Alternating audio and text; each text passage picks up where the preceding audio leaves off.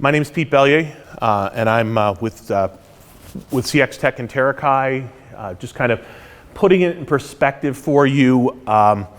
If you don't know who CXtec and Terrikai are, we're located here in Syracuse, New York. It's our main world headquarters. We also have a very large facility outside of Atlanta. We're about $250 million, $250 million in revenue. We're a pretty material size organization, and we continue to grow and try to help customers redefine their networking infrastructure. We have the pleasure of working with a lot of really big companies over the years, and really helping them understand where and who and how to approach things differently. And as we've gotten bigger, we've really gone through the metamorphosis of really trying to decide how can we position ourselves to best service our customers and help them kind of redefine their IT lifecycle management strategy. And the question is, why do you need to redefine how you approach things? And kind of a couple of cool little cartoons here to start out with. It's back, if I was to ask most people, and there's some people who have been in the business 10 years or more, IT used to be really responsible to do and meet the needs of what the organization did. More from a tactical point of view, our job was to make sure that we delivered the storage and the compute and whatever in a way that was really in response to what was happening in it. That's kind of really no longer the case. We're really kind of in the driver's seat in the IT space now. We're an integral part of what's happening in the business.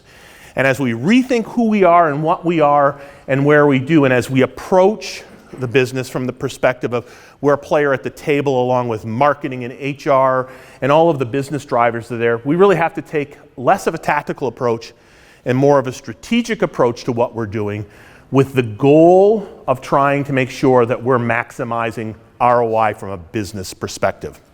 And what I mean from that is, it was before our budget, we did what we wanted to do and where we go. And in today's world, a lot of the projects that I'm associated with our customers, the funding for those projects come from other business units. They come from marketing, they come from sales, they come from, whatever part of the business that's there. And our business partners are looking for us to deliver ROI. How do we go about showing those customers that we can help them productively solve their problems? So it really amounts to us having to say, we're going to do this, and we're going to do this cost effectively, and we're going to provide you with ROI, because as the CEO of an organization, if Tim Duffy was in this room here, he would tell you that I'm asking for more and more things to be done every single year, and I'm not particularly generous in the budget increases that I'm giving to my IT folks. Now, maybe there's somebody here sitting around the table who has an unlimited amount of money, but the chances it probably is not the case. So as we sit here, it's really how do we redefine what we do in IT? And from my vantage point and from the people that I speak with, and I just recently gave this presentation to a group of people at the Gartner organization at one of their conferences, and it really comes down to how do we give the folks in IT control over the things that are predestined and preordained in our world, right? We have product we have to buy, we have services we have to commit, all of these elements that are here, and how can we give control back to the IT organization? So we really have kind of developed this life cycle wheel within the organization to try to help explain what we see as the four big elements. And you can sub these down as you want to, and you can start anywhere on this life cycle. Your infrastructure, when you look at this, your infrastructure, whether that's compute, networking, wireless, storage, all of the things that are there. Services, all of the things that allow you as an IT professional to be able to deploy these services. Maintenance of the products and the services that you put into place. And then, of course, what do you do at the end of the life cycle? Now, you could join this circle at any point in place, because nobody's starting with totally fresh, totally new footprints to go into. So let's just kind of take a look at this one thing at a time. And I've tried to, in this presentation, kind of give you some quotes and thinking from Gartner. Is everybody familiar with Gartner? Gartner is like the largest research organization in our space. So try to give you some of their thinking and trying to provide you with a few case studies to kind of dial this in so you can see it in real life as to how other people have affected this and tried to do this particular stuff. So when I talk about infrastructure, as I said, it's server, it's storage, it's the compute, it's the network, it's all of the hardware things that we think is here. How do we go about doing that? Well, if you're speaking with the manufacturers all want us to have the latest and the greatest, and in true honesty, that is really important in certain places within our infrastructure. There's certain places you need to have the latest and greatest. There's lots of parts of our infrastructure, whether that's secondary storage, whether that's edge networking, whether it's redundancy in your compute, that you can actually look at the secondary market as a way to help you offset some of those costs and manage down your cost. And a couple Gartner quotes here. My favorite one is the center quote that says, despite concerns related to OEM objections to the acquisition of used hardware, the used hardware resale market is an established and growing phenomenon. So anybody tells you can't do this, it's probably not a great position to be in, because you really should be looking at how do you stretch the life of your assets? How do you use those assets as long as you can in areas that are less mission critical? You'll never hear me say any one solution in any part of this presentation is nirvana. It's about hybrid. How do you mix and match things in order to stretch your dollars and meet your needs? So typically when we think about new equipment, this is whether you agree with where exactly the lines are, this is a marketing slide, so whether you agree exactly where those lines are, there is an install part of your life cycle where you see the higher degree of failure. We've all been there. You install stuff, it doesn't spin up right. Whatever it is, you have your failure rate. You run through the useful life where everything's in and stable, and unless you do something dumb, been there, done that. Unless you do something dumb, it runs along happily, and then until you reach a point in its life cycle where the product starts to age out and can't do that. Typically, if you look at it, obsolescence in our space is driven by speed and process, compute cycles, things like that, versus the fact that it's going to die. So you have to look at it from that perspective. So what we're trying to do is say, where do we need to have new product in our life cycle? How do we mix and match that with used product or secondary market product? And then how do we take the dollars that we're saving and invest those dollars, because we're not replacing things that don't necessarily need to be replaced. How do we replace those dollars to allow us to do things that we need to do? High performance at the core, migration to the cloud, all of the things that might have to happen in that space to make it worthwhile for us. So it's all about saving in that space. So you see here, pre-owned, new, mix it together, cost savings to our customer base, to our clients. And when I say customers in a group like this, I'm really referring to your end users, the people that you're providing ROI to within the organization. Quick case study. So in this particular case study, this is really a server storage case study. This is a financial organization in the South. This particular organization had been through an acquisition cycle, and one part of the business had been sold off. Okay, so they were divesting themselves from an organization.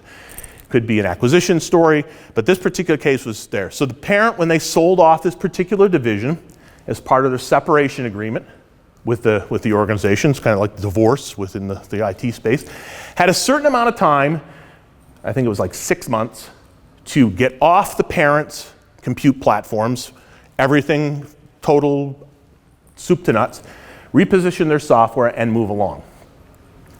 So they went through the typical RFP approach, 6 to 8 weeks of RFP process. The pricing came back way outside their thought process of what they planned in the separation.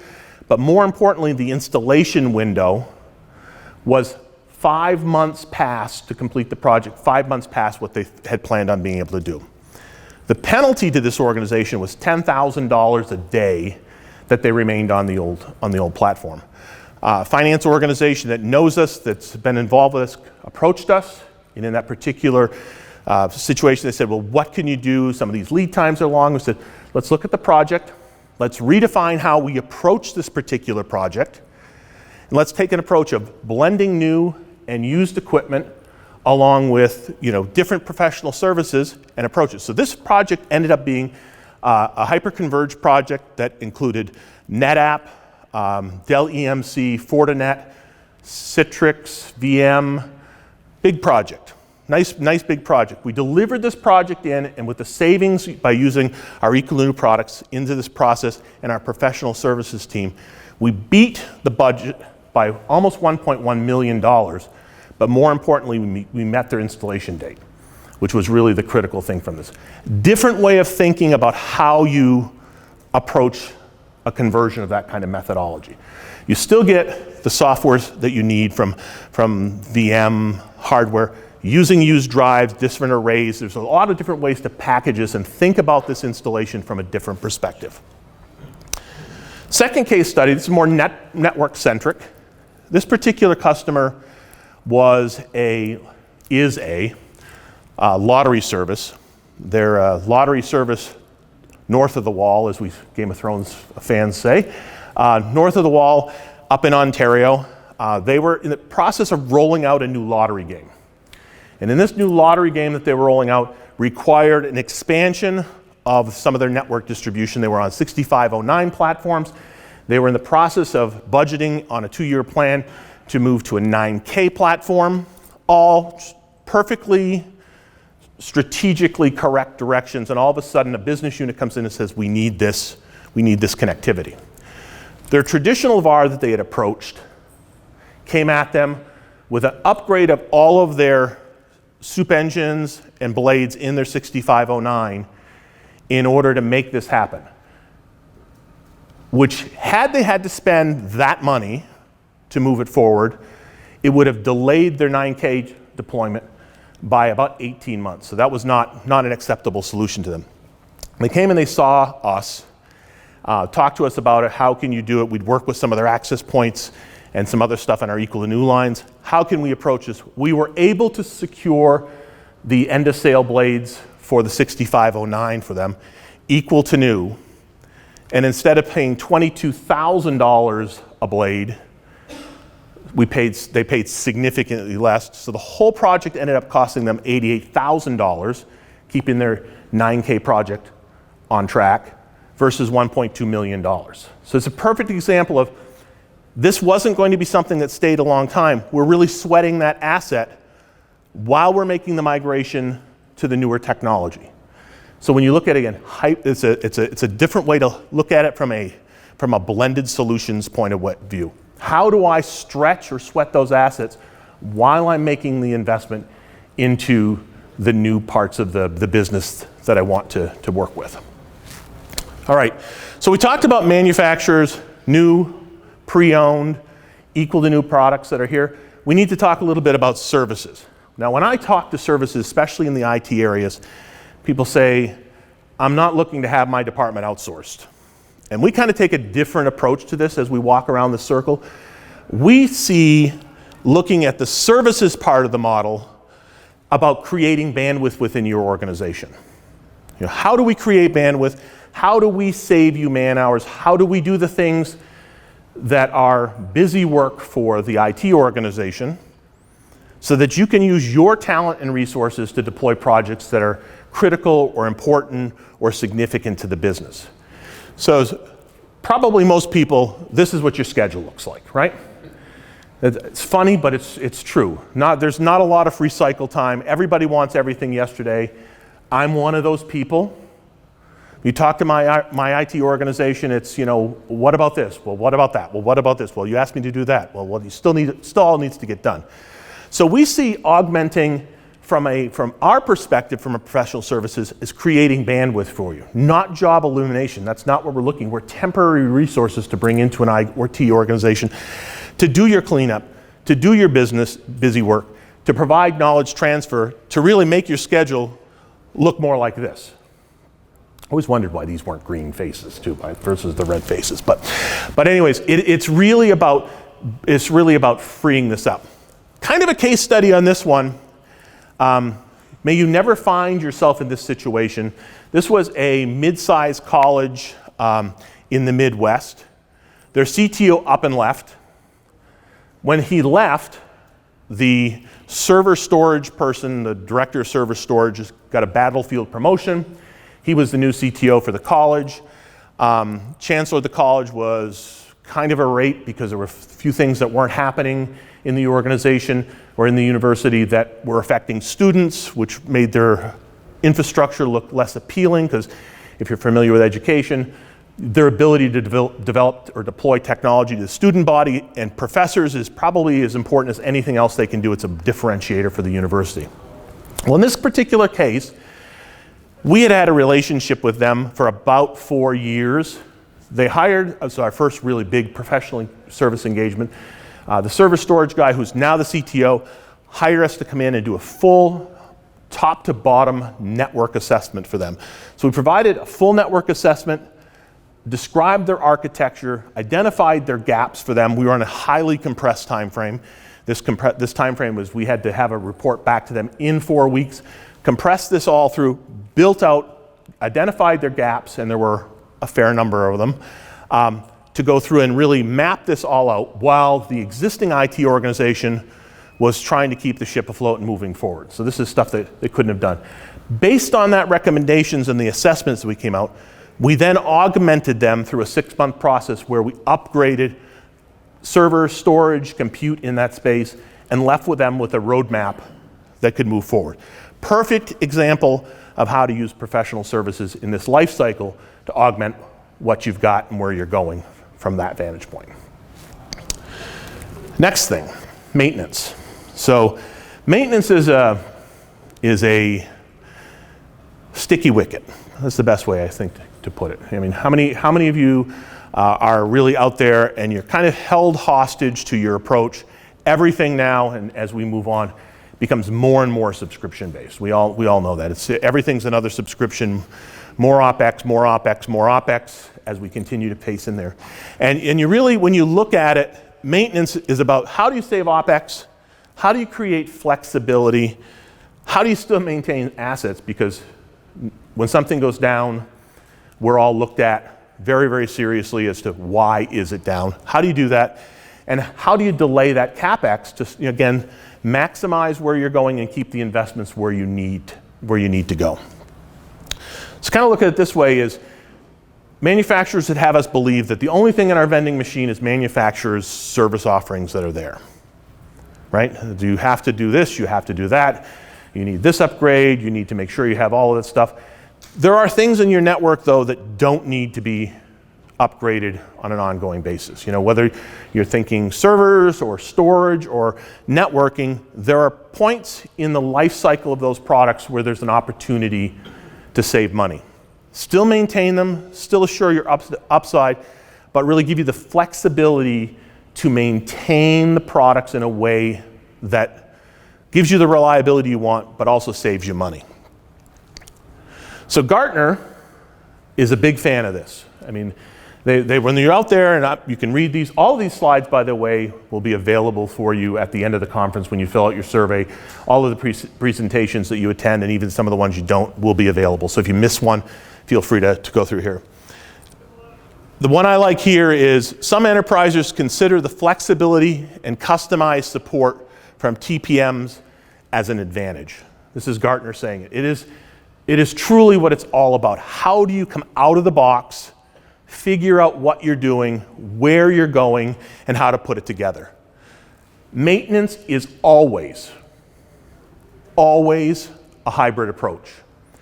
If you're looking at third-party maintenance and somebody tells you that they can do everything for you, if you're in IT, you should run as fast as you can.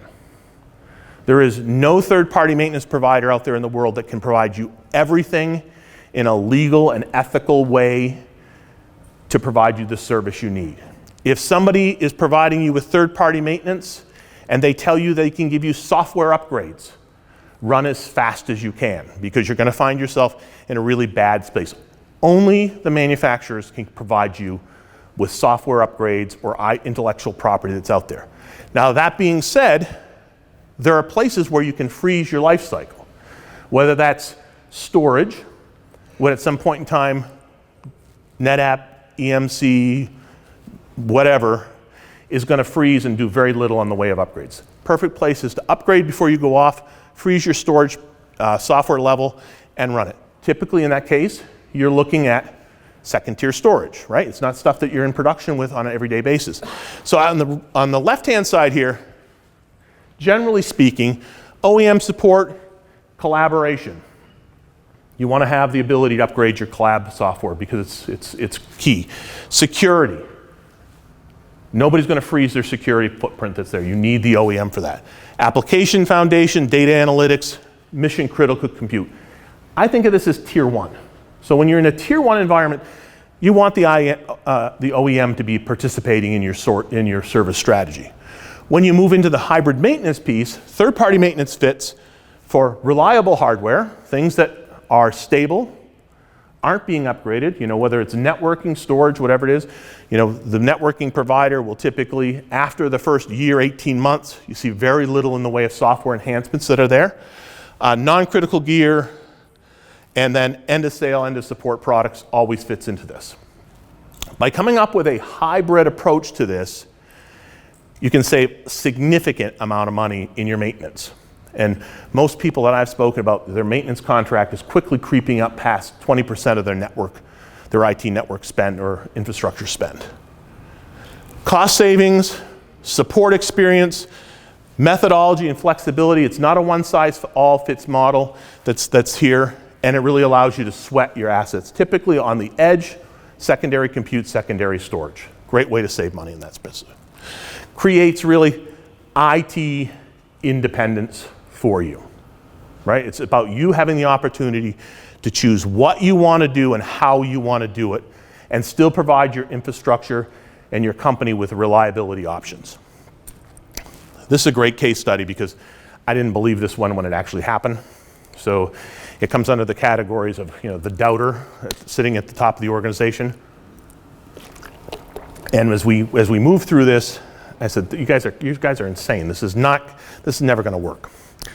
So this happens to be a very large multinational oil and gas company, located on 4 continents.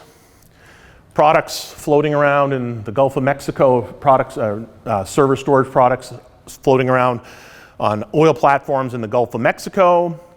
One in the North Sea, but located everywhere. And in this particular case, this was a full-out OEM support relationship.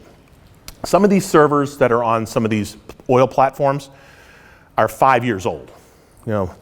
Probably not in the best environment of the world. Every single product in this company's infrastructure was on a same-day 4-hour response, 7x24 4-hour response. Now, anybody in this room that thinks you can get an HP server to an oil platform in 4 hours is probably daydreaming a little bit. So we sat down with them, working with a very large multinational consulting company, and mapped out their entire infrastructure. This is a multi-month project.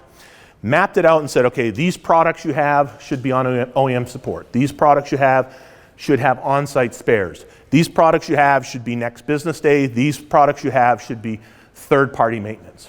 So we took a really comprehensive deep dive into their infrastructure and mapped out a third-party maintenance strategy that blended those solutions and came up with a hybrid solution. We saved them $1.8 million every single year. We're in year 2 of this contract. This is real stuff that works in the real world. Whether you're a small SMB shop or a large company, the right maintenance approach can get you where you need to go. You don't have to be 100% OEM related or tied if you think about it strategically. Again, keep in mind the warning messages that I gave you. You have to have the OEM support for software.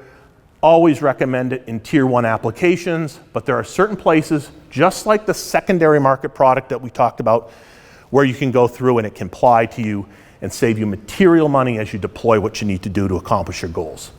Accomplishing your goals and saving money doesn't mean less budget dollars to you. It means more things that you can do from an IT perspective to accomplish the things that really make a difference to your business versus churning through the same things over and over.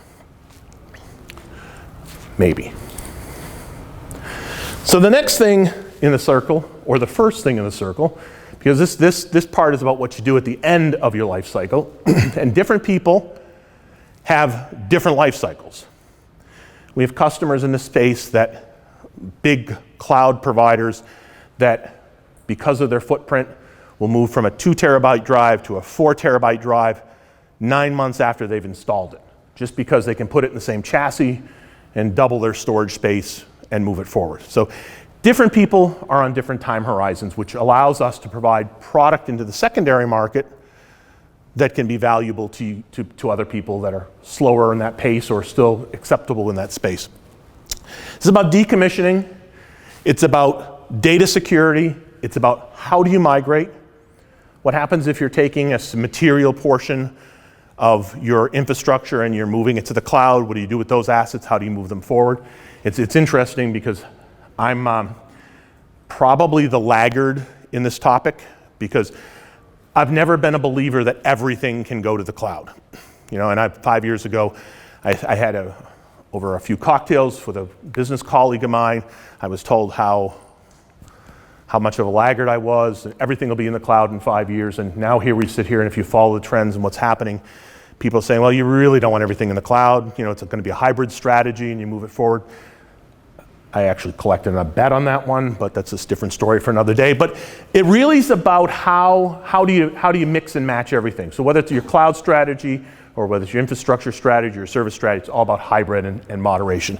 In this case, though, if you're moving to the cloud, IT asset disposition can be a great way for you to recover costs, but more importantly, protect yourself. I stole this from a friend of mine at Gartner. The only thing on this slide that's important is down here. When you're taking stuff out, whether it's storage or whether it's networking product or it's server product, don't play pink slip roulette with the product that you're taking out. Because all you need is one mistake or one set of product that comes out that's not hygiened properly, and people lose their job or make it into the newspaper. Gartner keeps talking about IT service providers have become an important link in this life cycle, but here, big categories of risk, data security, number one thing that Gartner's talking about when you take product out of your environment. And I've seen strategies from they don't care to everything needs to be crushed and shredded. Reality is somewhere in that continuum. Don't want to be in the news. Really, really important, you don't want to be in the news. So when you look at this strategy, you have to think about how can I decommission equipment safely, and how can I move that equipment into an environment where potentially the cost to clean it or the cost to recover it is offset by potentially selling the product into the secondary space. So not always possible, but always has to be secured. Bless you. Security is always is the number one thing. And you might say, okay, this applies to disk drives, right? This applies to disk drives. Frank will tell you a story that we received from a bank, a huge buy from a banking network, and when the switches, routers, all this stuff came in, the entire bank network's schema, passwords, everything, IP strategy were still on the units. Still on the units. That's important because a lot of people, when you sell into the secondary market, never do anything to your equipment. They take that equipment from you, and they send it to another dealer broker in the market space who then sends it to somebody else who might put it into place. All of that private information gets wiped off. Our practice in our organization, whether it's network, server, storage, is to always hygiene that process as we go forward. That's what gives you the peace of mind that when you're decommissioning stuff, it's going to go where it is and get the right things. So here's a perfect example, another great story. I like this one because it shows the depth of our organization to be able to respond to weird stuff. In this particular case, this was a very large ride-hailing company who set up business in mainland China. They'd been in business in mainland China for about 12 or 13 months when the Chinese government decided, you're no longer allowed to do business in mainland China. We want you to be able to go away. So I have all this equipment with all this proprietary information on it sitting in a big data center in mainland China. And they're looking for somebody who can come in and help do the hygiene piece of this But more importantly, the product couldn't leave China, and they had to recover the cost of decommissioning it as well as selling it. So in this particular case, we dispatched a group of professional services people to Beijing. They spent 4 months there decommissioning this data center, brought our own hygiene equipment, cleaned it up. We have a facility in Hong Kong that has relationship with customers in China. We liquidated the product and took what was still a loss, I'm sure, for them, but still recovered several $1 million worth of assets for them and liquidated those assets in country in a safe, clean way to be able to do this. We do this all the time, day in and day out. Our 2 facilities here in Syracuse, our facility specializes on the network side. That's our network center of excellence. Our facilities in Atlanta speak to server storage. We do on average on the drive space north of 70,000 drives every single week. We wipe clean there. We recover on an average of about 100,000 pieces of memory a month in that space to be able to move it. That's the size and scale you need to do it. But you need to do it in a safe and clean way to be able to pull it together. So really, what should you look for when you're looking for a partner as you look to redefine all those 4 aspects of your IT spend? How do you maximize the equipment spend? How do you smartly use professional services? Where does third-party maintenance come together? And how do I take equipment out of commission? So it really nets down to these things. You need to be able to do these things at scale, because depending on who you are, where you are, even if you're a mid-sized company and you're decommissioning drives, you want to be able to offset some of those costs with the resale of that product. So you need to have somebody who's at scale that can be able to do that. You need to make sure there's product diversity, and they're not willing to say, I'll just take your network switch, or I'll just take this PC, or I'll just take this set of disk drives. You have to have the diversity to solve your problem, not their desire to buy something. Right? A lot of people come in and say, I'll buy your server. I'll buy your network switch. I'll buy your PCs. You have to have somebody who's going to solve your problem, which is moving it out of your organization in a safe and clear way. Service delivery, we talked about that. Longevity of business, it's a sad situation, but in this world, there are a lot of people who exist either just in the back of their garage or only on an internet site that's there. The secondary market in particular right now is kind of gone through a lot of turmoil. The TPM market is going through the same thing right now, where there's a lot of organizations that are really small, who are spin-offs of other organizations, and it doesn't take to sell secondary market equipment. It doesn't take a lot to just set up a shop and say, I'm going to buy from person A and sell to person B. It takes a lot to have the infrastructure behind it and go through. Has anybody visited our TCDC here in Syracuse, our facility?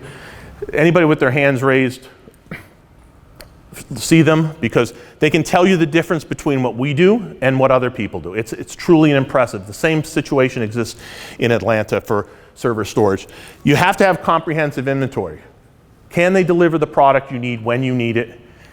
A lot of people say they do that, and Frank will tell you that his team fields hundreds of calls a day from these little people who are out there looking to say, yeah, I got a deal for this, can you provide me the product? We can go through and do that. So you've got to have that comprehensive inventory and value recovery. Value recovery is important because, again, it comes down to the cost you're spending. If you can take product out and liquidate that product in the secondary market or in an offshore market where there's value that can be recovered, it reduces the cost of what you're doing. Really, really critical for what you're doing. So with that, thank you very much, and I'm available for any questions you might have. Any questions? Yeah. What about you? Is your site native accredited? Yes. We're native accredited, R2 Rios, 14,000. Frank, help me out, 14,000, whatever it is for health and safety. R2 is the responsible recovery piece, and then all of our facilities are also ISO as well. That's a great question because that certification on data is really, really, really important. Anybody else? Yes? What percentage of your customers are leasing equal to new? Leasing equal to new? I don't know if I know the answer to that right off the top of my head. You have some? We do have customers that have leased, yeah. We do a lot more of that on the higher end storage side of the puzzle, but it's there. We do a lot of internally our own rental as well for, let's say you have a migration, you need to get from point A to point B. We have a full rental program that helps you with that migration process as well. Yes? Where do you get used equipment from? Most of our used equipment really, as I said, comes from end users. So in our space, whether it's networking or storage, it's about the fact that every person in IT is on a different continuum. So if you're a big cloud provider, you're churning through equipment really, really, really fast. It blows my mind, and we do business with top 5 big cloud providers out there, how short their life cycle is. I mean, because the space is valued so much more that the fact of how quick they're taking out storage, compute, it blows my mind. Networking from those, believe it or not, tends to lag a little bit. That's not where they're pushing the envelope. They're pushing on the server storage. Customers, we see a lot pushing it in the networking space. We talk about network access points, things like that. Colleges and universities are the first adopters of the fastest wireless internet that I've ever seen in my life. And all that product comes out and then becomes available in the secondary market. But keep in mind, we're 100 plus salespeople, almost 500 people corporate wide, so we have a pretty big reach to the different parts of our customer base. Other questions? You're chuckling. Are you in education? What's that? Oh, I won't pick on SU, but having had 2 children go through, somebody said, how bad is it when they're both in school at the same time? I said, it's like buying a new 7 Series BMW every 6 months. It's insane. It's got to stop somewhere, but I don't see where. But other questions? All right, I won't hold you. Thank you very much. I'll be up here if there's something you want to ask one-on-one.